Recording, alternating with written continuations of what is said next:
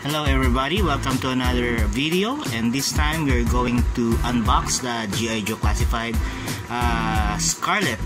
Bali, ito na yung pinaka last ng ating so wave 1 ng G.I. Joe Classified. Okay, yung babae ang nag-iisang rosas sa mga grupo sa hardin ng mga tinik, puro tinik. Okay, so let's look at this. So again, maganda ulit yung kanyang mga art, yung art na nandito. At the same time, here, sino man yung gumawa ng art na to, I think I really commend it. Maganda. And sa back, the same pa rin sa other na-unbox na natin dito. And this is the number 5. Okay, before pala natin naalala ko lang pala sa last last na unbox natin na classified series, si Snake Eyes, which is this one.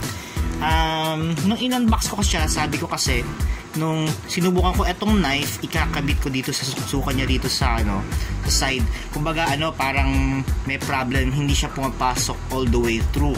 So kumbaga nagka-problem siya doon. So ang ginawa ko na lang, eto, nilagay ko na sa hawakan dito. Akala ko nung una factory defect lang siya. Okay, so kumbaga hindi pala siya factory defect. Kumbaga tinignan ko yung mga other na mga YouTuber dito sa internet, sa YouTube. Kumbaga yung mga foreigners, mga Americans, lahat sila ganun din, hindi din pumapasok yung knife na yun all the way through sa kanya. So akala ko sa akin lang yung pala yung lahat ng mga Snake Eyes para talaga, kahit dun sa limited edition na unang inilabas, yung limited edition na Snake Eyes. Kumbaga ganun din, hindi rin pumapasok all the way to. So ginawa ko, hawak-hawakan niya na lang, hindi hawak-hawak niya na lang yung kutsilyo. So anyway, that's a recap. Open na muna natin ito, which is ito naman talaga ang natin for the Scarlet. Okay, so here is the pinaka action figure niya. So tanggalin muna natin siya sa plastic. Okay, so bali natanggal na natin siya sa plastic. So Scarlet comes with this crossbow and 3 knives. Okay, tapos the action figure itself is meron siyang yung lalagyanan ng niya, ng yung pana niya, yung palaso, which is the arrows, comes with the arrows.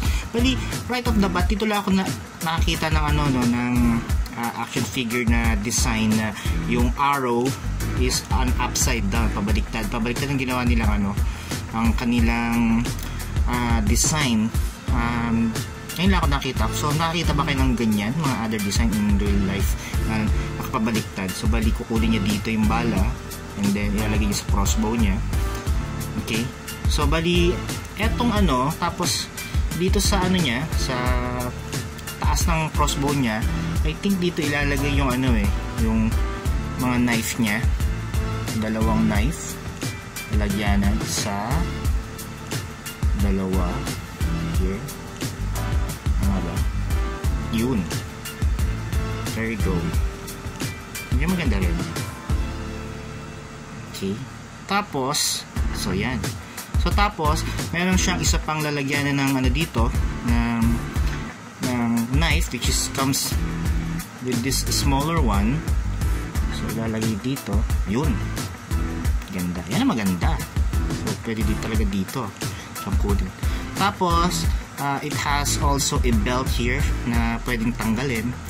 Nakita ko sa mga other nag-review ng Scarlet. So sometimes binabaliktad nila to kasi nga sila parang naiilang nga sila na nandito yung yung ilalim ng arrow. So binaliktad nila yung knife ngayon nasa ilalim, eto ngayon nasa ibabaw, which is okay lang. So ang ginawa nila, to do that, they have to remove this head.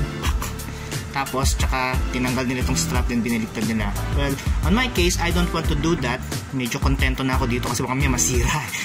I don't want to risk it. So iba kasi pinagpapalit-palit nila yung ulo na ito ng other mga characters, other mga collection nila. So, sa akin, okay na to.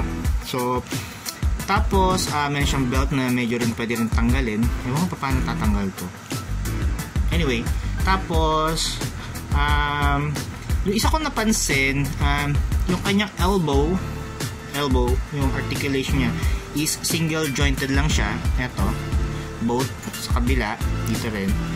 Pero yung ano niya, yung sa knees niya, double jointed siya. Ayan, double jointed. So, ayan, pwede mo siya. Tapos meron siyang parang dito sa baba is parang racket booster. Okay. Tapos, ang isa sa napaka gusto ko dito sa sa action figure na to is they retained yung pagkaka-classic niya ni Scarlett, which is yung colors, yellow and dark gray and red. Yun ang talagang colors niya sa kahit noon pa sa animation. And then, tsaka ang isang nagustuhan sa akin dito, medyo maganda yung face sculpt niya. Just this one. Ano niya? I hope to focus. Ayun, focus siya. So, maganda yung ano niya, yung face niya. Maganda siya. Meron siyang ponytail. So, this action figure also comes with a crossbow with two parts. Ito, this one, na pwede siyang matatanggal, pero pwedeng maibalik. Okay. So, I don't know why they did that. Pwede naman isang piece lang to. So, dalawang piece to. So, pwede ikabit ngayon dito. Okay. Crossbow ang pinaka main weapon ni Scarlett. Sa mga nanonood ng yung mga noon pa, yung mga classic G.I. Joe, laging crossbow ang gamit niya.